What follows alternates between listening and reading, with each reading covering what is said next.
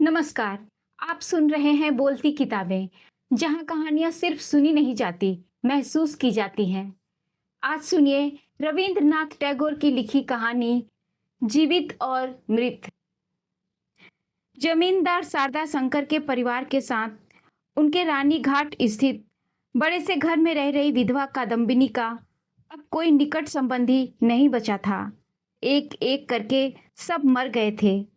उसके पति के परिवार में भी कोई ऐसा नहीं था जिसको कि वह अपना कह सके, सिवाय एक छोटे से बच्चे के, जो कि उसके पति के बड़े भाई का बेटा था। वह कादम्बिनी के आंखों का तारा था। उस बच्चे की माँ उसके जन्म के पश्चात बहुत बीमार पड़ गई थी, इसलिए उसका लालन पालन उसकी काकी कादम्बिनी ने किया था। जब कोई किसी और के बच्चे को इतना लाड़ प्यार से पालता है तो उनके बीच में केवल एक ही संबंध रह जाता है, और वह है प्रेम का संबंध। उस संबंध में अधिकार या सामाजिक नियम कोई मायने नहीं रखते।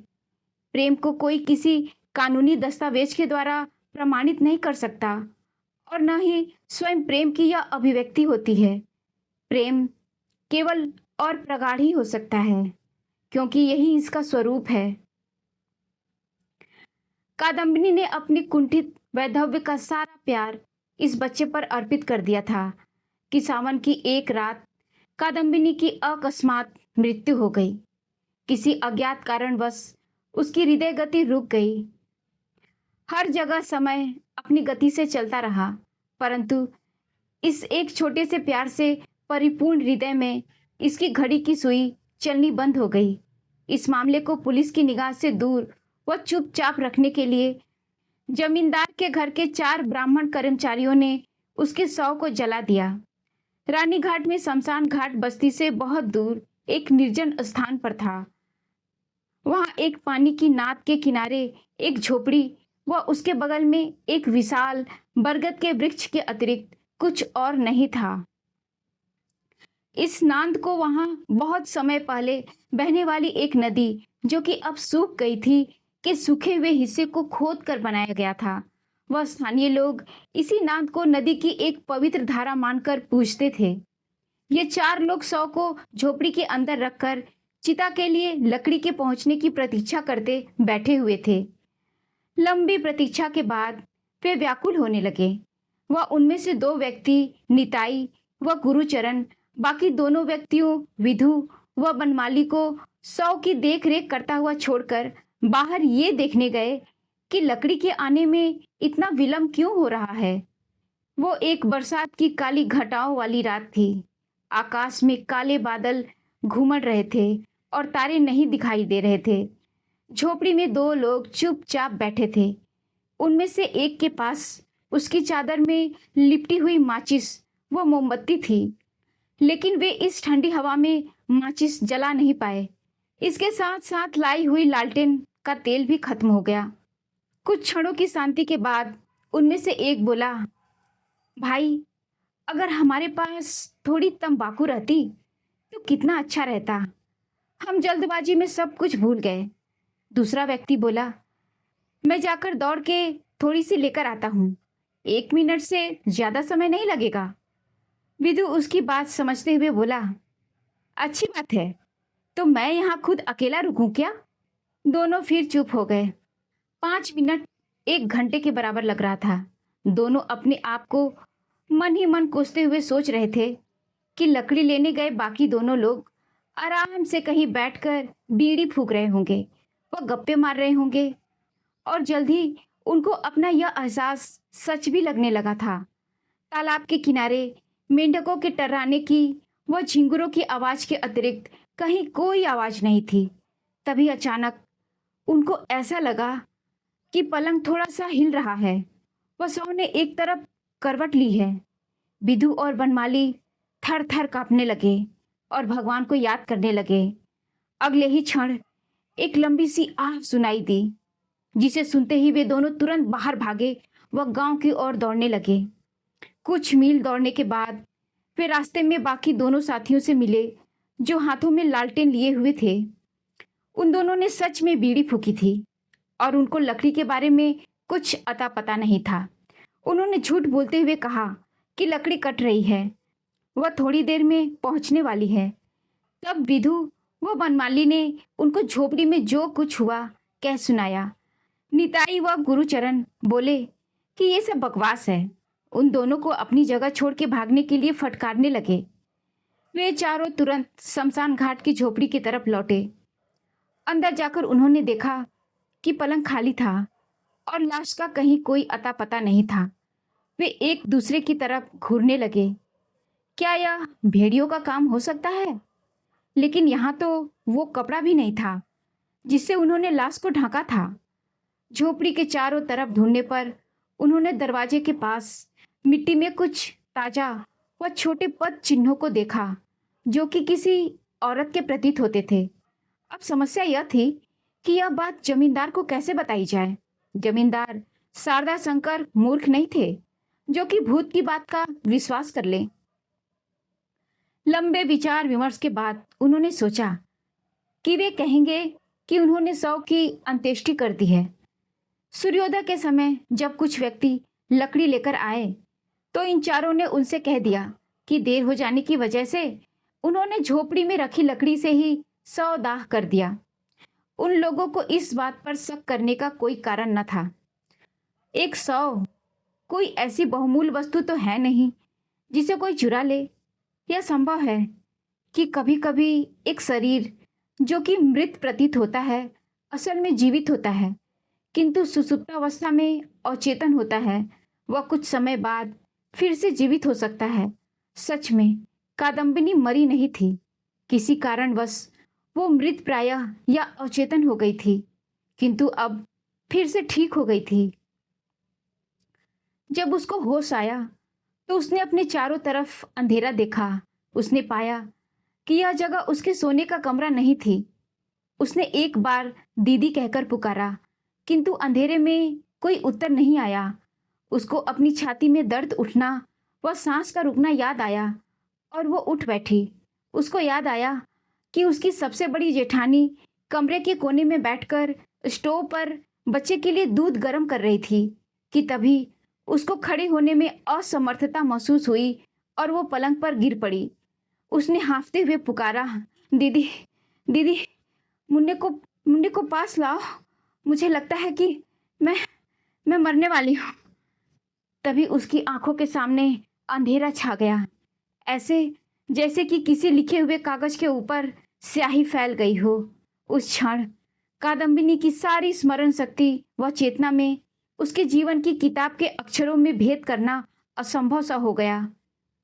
इस समय उसको यह भी याद नहीं रहा कि उसके भतीजे ने अपनी मीठी आवाज में उसको आखिरी बार काकी माँ कहकर पुकारा था, कि उसकी प्रेम की दवा की आखिरी पुड़िया मिली थी जो कि उसकी इस संसार से मृत्यु की अनजानी व कभी समाप्त न होने वाली यात्रा पर देखभाल करेगी।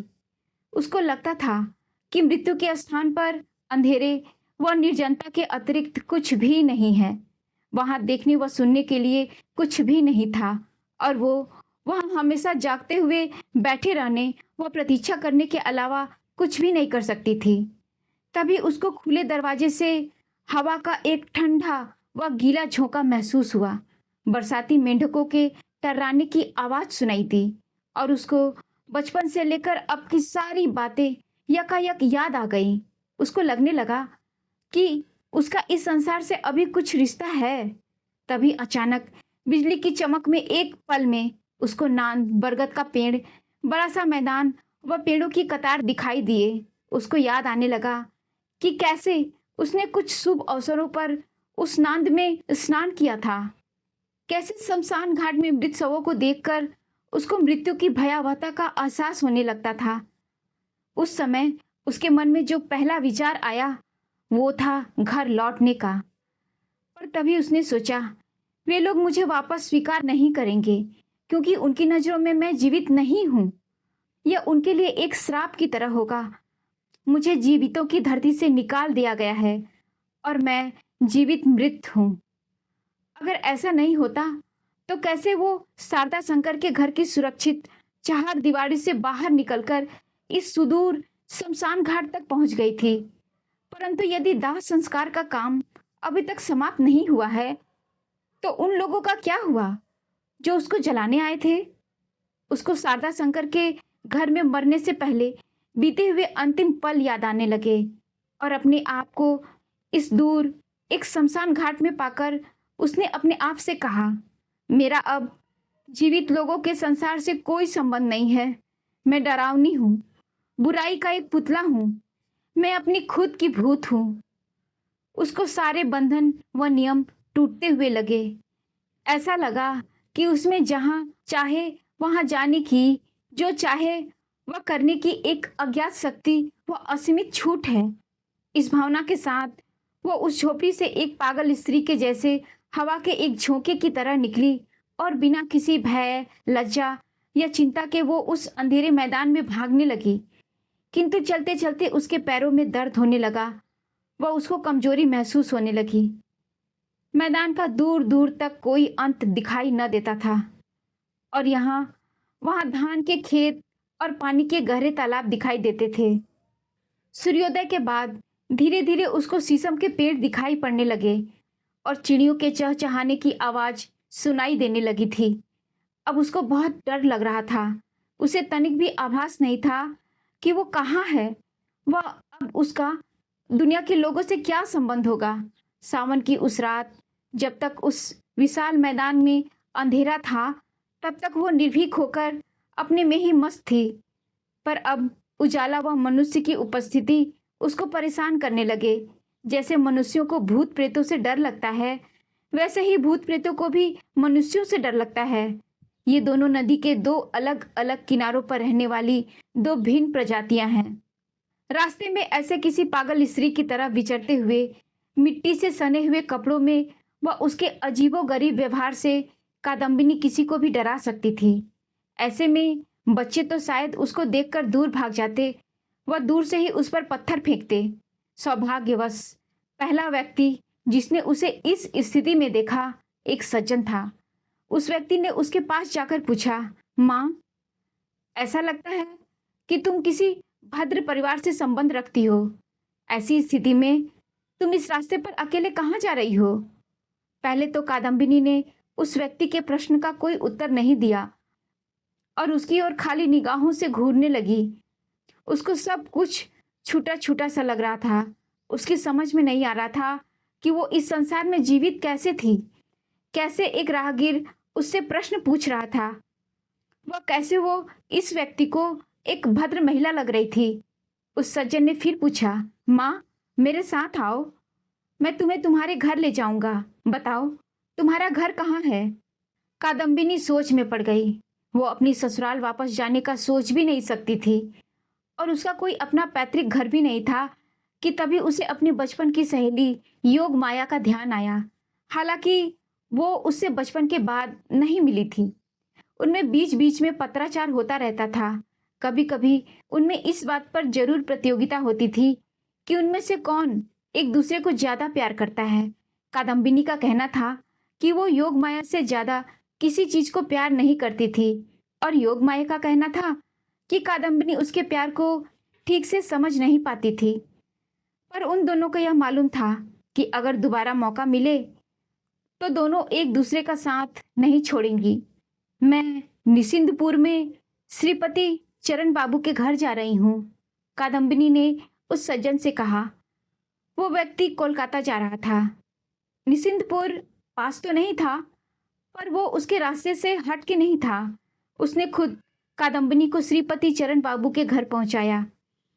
प्रारंभ में दोनों सहेलियां एक दूसरे को पहचानने में परेशान हुई, पर जैसे ही उन्हें एक दूसरे में बचपन का रूप दिखा, उनकी आंखें चमक उठी।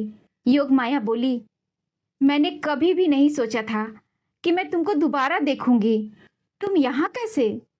तुम्हारे ससुराल ने क्या तुम्हें घर से निकाल दिया है? कादम्बिनी कुछ देर चुप रहने के बाद बोली, भाई, मुझसे मेरी ससुराल के बारे में मत पूछो। तुम मुझे अपने घर के एक कोने में एक नौकर की तरह आश्रय दे दो, मैं तुम्हारा हर काम करूंगी। योग माया ने कहा, अरे वाह, तुम मेरी नौकरानी कैसे हो सकती हो? तुम तो मेरी सहेली हो, मेरी बहन जैसी हो। तभी श्रीपति बाबू कमरे में आए। कादम्बिनी उनकी ओर एक क्षण के लिए देखकर बिना सर ढके वह बिना कोई आदर भाव दिखाए धीरे से कमरे से बाहर चली गई। योगमाया ये सोचकर कि कहीं श्रीपति बाबू उसकी सहेली के अभद्र व्यवहार से गुस्सा न हो जाए, उनसे माफी मांगने लगी। श्रीपति बाबू इतनी आसानी से मान गए कि उसको कुछ अजीब सा लगा। हालांकि कादम्बिनी ने अपनी सहेली के घर का काम संभाल लिया था, पर वो उसके साथ घनिष्ठ नहीं हो पाई थी। उनके बीच में मृत्यु एक दीवार थी। यदि कोई व्यक्ति खुद पर संदेह करने लगता है या अपने ही बारे में सावधान रहता है तो वह किसी और के साथ घनिष्ठ नहीं हो सकता है। कादम्बिनी को ऐसा लगता था कि योगमाया, उसका घर, वह पति किसी और संसार के हैं। वो सोचती थी वे लोग प्यार, कर्तव्य व भावनाओं से परिपूर्ण एक संसार में रहते हैं और मैं एक खाली छाया हूँ। वे लोग जीवित संसार में हैं और मैं इस संसार से परे हूँ। ये सब देखकर योगमाया भी परेशान थी और उसकी समझ में कुछ नहीं आ रहा था। और निश्चितता के वातावरण में कविता, बहादुरी या शिक्षा तो पनप सकते हैं, किंतु घरेलू माहौल में नहीं। और इसी कारण औरतें किसी भी रहस्य को दबाकर नहीं रख सकती हैं। इसलिए जिस चीज को वे समझ नहीं सकती हैं, या तो वे उस चीज से अपना नाता ही तोड़ लेती हैं, वह कोई संबंध नहीं रखती हैं, या फिर वे उस चीज को किसी और ज्यादा उपयोगी चीज से बदल देती हैं। और यदि उनको कुछ भी समझ में नहीं आता है तो वे क्रोधित हो जाती हैं। जैसे जैसे कादम्बिनी का व्यवहार योगमाया की समझ से परे होने लगा, उतना ही योगमाया को उसके ऊपर इस बात पर गुस्सा आने लगा कि क्यों वह आफत उसके गले आन पड़ी है। यहाँ पर एक और समस्या थी। कादम्बिनी खुद भी डरी हुई थी, पर फिर भी वो अपने आप से भाग नहीं सकती थी। भूत प्रेत से डरने वाले लोग अंदर ही अंदर भयभीत हो जाते हैं, क्योंकि वे भय के कारण को साक्षात देख नहीं सकते हैं। पर कादम्बिनी को किसी बाहरी चीज का डर थोड़े ही था। वो तो खुद अपने आप से ही डरी हुई थी। कभी कभी दिन की शांति में वो कमरे में अकेले बैठे हुए ही चिल्लाने लगती थी, और शाम को लैंप की रोशनी में अपनी छाया को देखकर जोर जोर से कांपने लगती थी। घर का हर सदस्य उसके डर से चौकन्ना था। घर के नौकर नौकरानियां व स्वयं योगमाया को सब जगह भूत नजर आते थे। तभी एक दिन आधी रात को कादम्बिनी अपने कमरे के दरवाजे पर आकर चिल्लाई, दीदी, दीदी, मैं तुमसे विनती करती हूँ, मुझे अकेला मत छोड़ो। योगमाया को भी डर लग रहा था, वह क्रोध भी आ रहा था। उसका बस चलता तो उसी समय वो उसको घर से निकाल देती, पर दयालु हृदय श्रीपति बाबू ने बड़े यत्न से कादम्बिनी को शांत कराया व बगल के कमरे में भेज दिया। अगले दिन श्रीपति बाबू को अनपेक्षित रूप से फटकार मिली। योगमाया ने उन पर लांछन लगाते हुए कहा, तो कितने अच्छे पुरुष हैं आप। एक औरत अपने पति का घर छोड़कर आपके घर में रहने लगी है। महीनों बाद भी वो जाने का नाम ही नहीं लेती, पर फिर भी आपने कभी तनिक शिकायत तक नहीं की। आप क्या सोचते हैं? मैं आप जैसे मर्दों को अच्छी तरह समझती हूँ। यह सच है कि औरत पुरुष की कमजोरी होती है और औरतें उनके ऊपर इस बात को लेकर ज्यादा आक्षेप लगा सकती हैं। यद्यपि वो यह कसम खाने को तैयार थे कि सुंदर पर बेचारी कादम्बिनी के प्रति उनके मन में कोई खोट नहीं था, फिर भी उनके व्यवहार से उल्टा ही प्रतीत होता था। कादम्बिनी के आने के समय उन्होंने अपने आप से कहा था, हो सकता है कि इस निसंतान विधवा के साथ उसके घर वालों ने अन्याय किया हो या क्रूरता भरा व्यवहार किया हो, इसलिए वो यहाँ से भागकर हमारे यहाँ शरण लेने आई है। चूंकि उसके माता पिता नहीं हैं, इसलिए मैं उसको कैसे छोड़ सकता हूँ। उन्होंने इस विषय पर और सवाल जवाब करना उचित नहीं समझा, क्योंकि हो सकता है कि वो इस विषय पर पूछे सवालों से और परेशान न हो जाए। पर चूंकि अब उनकी पत्नी ही उनके उदार व धैर्यवान व्यवहार की ओर लांछन लगा रही थी, उनको लगा कि अपने घर में शांति रखने के लिए कादम्बिनी के ससुराल वालों को उसके बारे में बताना ही होगा। आखिरकार काफी सोच विचार के बाद वे इस निर्णय पर पहुंचे कि कादम्बिनी के ससुराल को पत्र लिखने के बजाय खुद ही रानीघाट जाकर वस्तु स्थिति का पता करना ज्यादा उचित रहेगा। श्रीपति बाबू के जाने के बाद योगमाया कादम्बिनी के पास जाकर बोली, प्रिय, अब तुम्हारा यहाँ रहना उचित नहीं। लोग क्या कहेंगे? कादम्बिनी ने योग माया की तरफ देखकर कहा। मेरा लोगों से कुछ लेना देना नहीं है। थोड़ी सी हताश होकर चिड़चिड़ी आवाज में बोली। हो सकता है कि तुम्हारा कोई लेना देना ना हो, लेकिन हमारा तो है। आखिर कब तक हम किसी और की विधवा को अपने घर में रख सकते हैं? कादम्बिनी ने कहा। मेरे पति का घर कहाँ है? योग माया ने सोचा, उफ, ये औरत क्या बक रही है। कादम्बिनी धीरे से बोली, मैं तुम्हारी क्या लगती हूँ? क्या मैं संसार की हूँ? तुम सब हंसते हो, रोते हो, प्यार करते हो, तुम्हारे पास कई सारी चीजें हैं। मैं तो केवल देखती रहती हूँ। तुम सब मनुष्य हो, मैं तो केवल एक छाया हूँ। मुझे समझ नहीं आता कि मुझे भगवान ने क्यों तुम लोगों के बीच डाल दिया है। तुम्हें ये चिंता है कि मैं तुम्हारा घर बर्बाद कर दूंगी, पर मुझे ये नहीं समझ में आता कि मेरा तुमसे संबंध क्या है। पर जब भगवान ने मेरे लिए कोई जगह नहीं छोड़ी है, तो मैं तुम्हारे पास ही रहूंगी व तुम्हें परेशान करूंगी, फिर चाहे तुम मुझे मार ही क्यों न डालो। उसकी आंखों व आवाज में कुछ ऐसा था कि योग माया उसकी बात का शब्दार्थ न समझते हुए भी मतलब समझ गई और उसको कोई उत्तर देते न बना, न ही अब उसे कोई प्रश्न पूछते बना, और दुखी व पराजित मुद्रा में वो कमरे के बाहर चली गई। श्रीपति बाबू रानी घाट से रात के 10 बजे करीब लौटे। भारी बरसात से सब कुछ धुला धुला सा लगता था। बरसात की आवाज से ऐसा लगता था कि ये कभी बंद नहीं होगी व रात का भी कोई अंत नहीं होगा। क्या हुआ? योग माया ने पूछा। ये एक लंबी कहानी है, श्रीपति बाबू ने कहा। मैं तुम्हें बाद में बताऊंगा। उन्होंने अपने गीले कपड़े उतारकर खाना खाया व तंबाकू पीने के बाद सोने चले गए। वे कुछ सोच में डूबे हुए लग रहे थे। योग माया ने अब तक तो अपनी जिज्ञासा को दबा कर रखा था, पर बिस्तर पर पहुंचते ही उसने पूछा, क्या पता लगा? बताइए मुझे। तुमसे जरूर कोई गलती हुई है, श्रीपति बाबू ने कहा। योग माया ये सुनकर थोड़ा सा नाराज हो गई। औरतें कभी गलतियां नहीं कर सकती हैं, और अगर वो करती भी हैं तो आदमियों के लिए उसका जिक्र न करना ही उचित है। बात को ऐसे ही जाने देना चाहिए। योग माया ने थोड़ा उग्र स्वर में पूछा, किस बात में? श्रीपति बाबू ने कहा, जिस औरत को तुमने घर में आश्रय दिया है वो तुम्हारी सहेली कादम्बिनी नहीं है। एक पति के मुंह से इस प्रकार की बात निकलना झगड़े की बात हो सकती है। तो तुम्हारा कहना यह है कि मैं अपनी सहेली ही को नहीं जानती? योग माया बोली। क्या मुझे उसको पहचानने में तुम्हारा इंतजार करना पड़ेगा? अजीब बात है। श्रीपति बाबू बोले, ये बात नहीं है। मैं यह सबूत के आधार पर बोल रहा हूं। उन्हें इस बात के बारे में कोई संदेह नहीं था कि कादम्बिनी मर चुकी है। सुनिए, योग माया बोली, आपको पूरी बात का पता नहीं है। आपने जो भी जहां से भी सुना है सही नहीं है। वैसे भी आपसे जाने को किसने कहा था? अगर आपने एक पत्र लिख दिया होता तो पूरी बात का खुलासा हो गया होता। अपनी पत्नी के अविश्वास को देखकर श्रीपति बाबू ने सारे सबूतों को पूरी तरह से समझाने का प्रयास किया, किंतु असफलता ही हाथ लगी।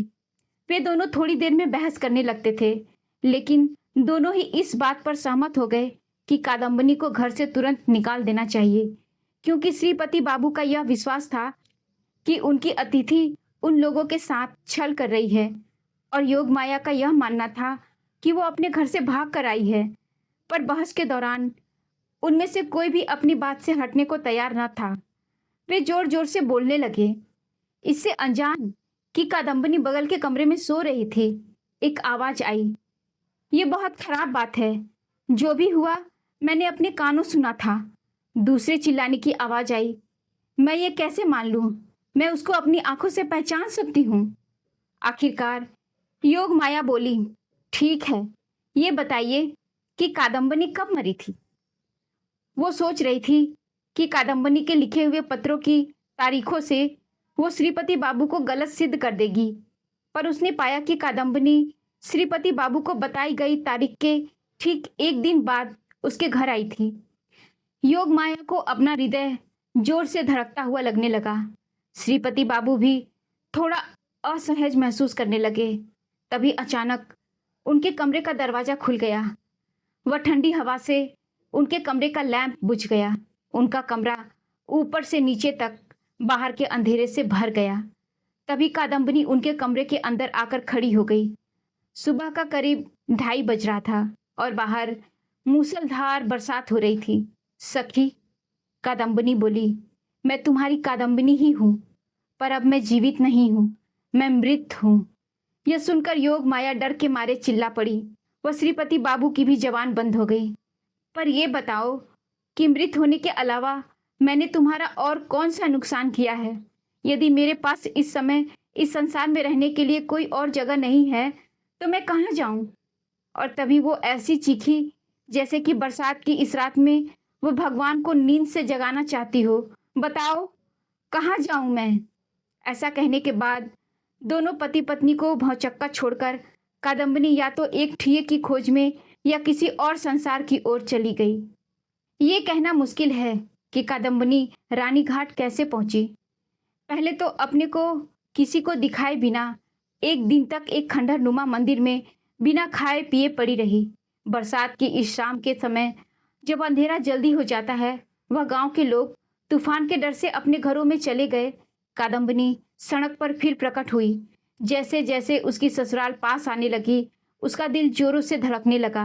पर उसने सिर पर नौकरानियों की तरह लंबा सा घूंघट डाल लिया और दरबानों ने उसको अंदर जाने से नहीं रोका। बीच में बरसात और तेज हो गई थी और हवा प्रचंड वेग से बह रही थी। शारदा शंकर की पत्नी, जो कि घर की मालकिन थी, उसकी विधवा जेठानी के साथ ताश खेल रही थी और बुखार से पीड़ित छोटा बच्चा शयन कक्ष में सो रहा था। कादम्बिनी सबकी नज़र बचाकर शयन कक्ष में पहुंची। ये कहना असंभव है कि वो ससुराल वापस क्यों आई थी। शायद उसको खुद इस बात का पता नहीं था, पर शायद वो बच्चे को दोबारा देखना चाहती थी। इसके बाद उसको पता नहीं था कि वो कहाँ जाएगी या उसका क्या हाल होगा। लैंप की रोशनी में उसने एक कमजोर और दुर्बल से छोटे से बच्चे को मुट्ठी बांधकर सोते हुए देखा। बच्चे को देखकर उसकी ममता की प्यास फिर से जाग उठी कि वो बच्चे को हर दुर्भाग्य या विपदा से बचाने के लिए उसको एक आखिरी बार अपनी छाती में भींच लेना चाहती थी। पर तभी उसने सोचा, जब मैं यहाँ नहीं रहूंगी तो इसकी देखभाल कौन करेगा?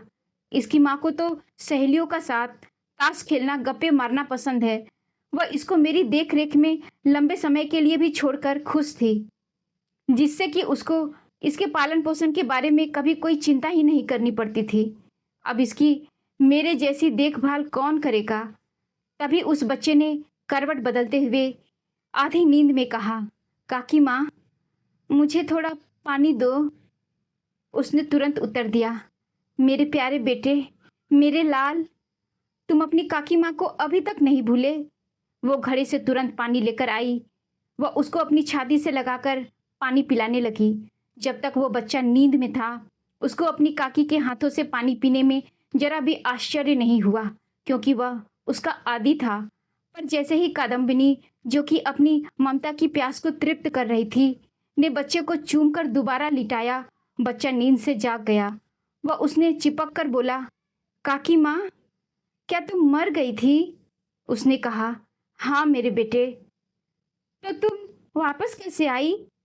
तुम दोबारा तो नहीं मरोगी? जब तक कि कोई उत्तर दे, हंगामा मच गया, क्योंकि एक नौकरानी जो अपने हाथ में एक कटोरा लेकर आई थी, चिल्लाते हुए बेहोश होकर गिर पड़ी। उसकी चीख सुनकर शारदा शंकर की पत्नी ताश फेंककर तुरंत दौड़ी दौड़ी आई। कादम्बिनी तो कमरे में खड़ी एकदम जड़ हो गई थी। वो भागने या कुछ बोलने में भी असमर्थ थी। ये सब देखकर बच्चा भी डर गया। उसने सिसकते हुए कहा, काकी माँ, आपको जाना चाहिए। कादम्बिनी को आज पहली बार लगा कि वो मरी नहीं थी। ये पुराना घर, घर की हर चीज, बच्चा, उसका प्यार, ये सब कुछ ही तो उसके लिए समान रूप से जीवित थे। और उन सब के व कादम्बिनी के बीच अब कोई फासला न था। जब तक वो अपनी सहेली के घर में रही, वो अपने को मृत महसूस करती रही। ऐसा लगता रहा जैसे कि वो औरत जिसे उसकी सहेली जानती थी, मर चुकी थी। पर अब उसने अपने भतीजे के कमरे में महसूस किया कि उसकी काकी माँ कभी मरी ही नहीं थी। दीदी, वो टूटे हुए स्वर में बोली, आप मुझसे क्यों डर रही हैं? देखिए, मैं जैसी थी वैसी हूँ। उसकी जेठानी अपने को संभाल न सकी और गिर पड़ी। अपनी बहन से यह समाचार पाकर सादा शंकर बाबू खुद अंदर गए। वो हाथ जोड़कर गिड़गिड़ाते हुए बोले, भाभी, आपका यह करना उचित नहीं है। सतीश हमारे परिवार का इकलौता बच्चा है। आप उसको नजर क्यों लगा रही हैं? क्या हम आपके लिए अजनबी हैं? जब से आप गई हैं, वो प्रतिदिन कमजोर होता गया, लगातार बीमार रहा और रात दिन काकी माँ पुकारता रहा है। पर अब जब आपने इस संसार से विदा ले ली है, तो कृपया अपने को मत जोड़िए, कृपया चले जाइए। हम आपकी अंत्येष्टि उचित रीतियों से कर देंगे। कादम्बिनी और न सह सकी। वो चीख कर बोली, मैं मरी नहीं थी, मैं मरी नहीं थी। मैं बोलती हूँ, मैं आपको कैसे समझाऊं कि मैं मरी नहीं थी? क्या आप देख नहीं सकते कि मैं जीवित हूँ? यह कहकर उसने जमीन पर गिरे हुए पीतल के कटोरे को उठाकर अपने माथे पर मारा। चोट से खून बहने लगा। देखिए, मैं जीवित हूँ। शारदा शंकर वहां एक मूर्ति की तरह खड़े रहे। छोटा बच्चा अपने पिता के लिए रोने लगा और दोनों औरतें जमीन पर विक्षिप्त पड़ी थीं। कादम्बिनी रोते हुए बोली, मैं मरी नहीं थी, मैं मरी नहीं थी। कहते हुए वह कमरे से भागी और उसने सीढ़ियों से उतरकर घर के अंदर एक पानी की नांद में डुबकी लगा दी। ऊपर की मंजिल से शारदा शंकर ने पानी के छपाके की आवाज सुनी। उस रात पूरी रात बरसात हुई और सुबह होने तक जारी थी। यहाँ तक कि दोपहर को भी कोई राहत नहीं मिली। कादम्बिनी ने मरकर यह सिद्ध कर दिया कि वो मरी नहीं थी। कहानी यहीं पर समाप्त हुई। दोस्तों, अगर कहानी ने आपको दिल तक छुआ हो तो प्लीज़ एक लाइक ज़रूर कीजिएगा और कमेंट में बताइएगा कि कहानी के बारे में आपकी क्या राय है। अगर आपको कहानियाँ सुनना पसंद है तो प्लीज़ हमारे चैनल को सब्सक्राइब कीजिए और हाँ, कहानी पसंद आए तो प्लीज़ लाइक और कमेंट ज़रूर कीजिएगा। मिलते हैं एक और नई कहानी के साथ अगले अंक में। तब तक के लिए नमस्कार।